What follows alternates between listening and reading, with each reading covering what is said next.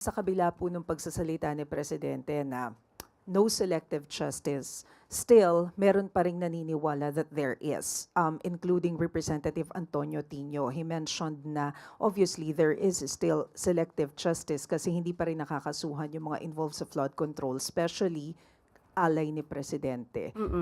Isn't this a cause of concern that there is still this kind of impression despite the explanation of Malacanang?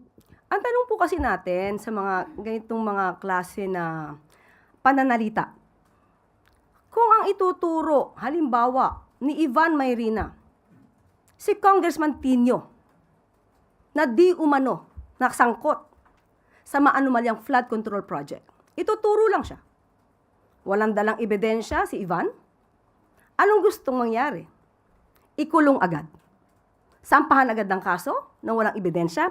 So ibalik natin yung tanong, kung ikaw ang nasa kalagayan ng mga taong naituro, pero hindi pa nakikita ang anumang ebidensya, sasabihin mo ba na dapat ikulong para masabi na lahat ay dapat ng managot? Hindi po ganyan ang hustisyang umiiral dito sa ating bansa. Due process. Kaya nga, kung sino man, kung may magtuturo man kay Congressman Tino, tingnan natin kung ano maging reaksyon niya. Dapat ba siya agad ikulong? Dapat ba siya agad simpahan ng kaso? Dito po ang umiiral ebidensya. So sa mga nagsasabi na hindi pa lahat napapanagot, tandaan po natin, kailan ba nag-start yung salitang mahiya naman kayo ng Pangulo? That's July. Kailan nag-start halos ang pag-iimbestiga? September? October? Anong buwan pa lang ngayon?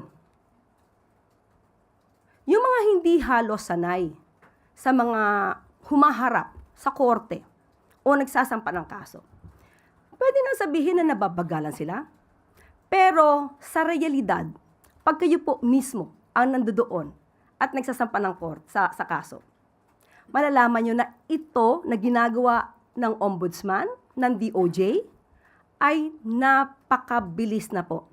Kung makikita nyo po kung gaano kakakapal ang mga files na sinasampa, nakita natin minsan si Assistant Deputy Assistant Ombudsman Miko Clavano, meron pa po siyang kailangan dalhin na lagayan yan para ito ay maitulak papunta lamang sa lugar, kung venue, kung saan to isasampa. Hindi po ganon kadali na magsampa ng kaso. Na isang turo mo lang, ikaw ay kakasuhan na. So, kung meron namang ebidensya si Congressman Tino laban dun sa mga inaakusahan niya, kompleto siya ng ebidensya. Ngayon pa lang, isampa niya na. Mas maganda pong maisampa niyo na dahil yan naman din po ang gusto ng Pangulo, managot ang dapat na managot.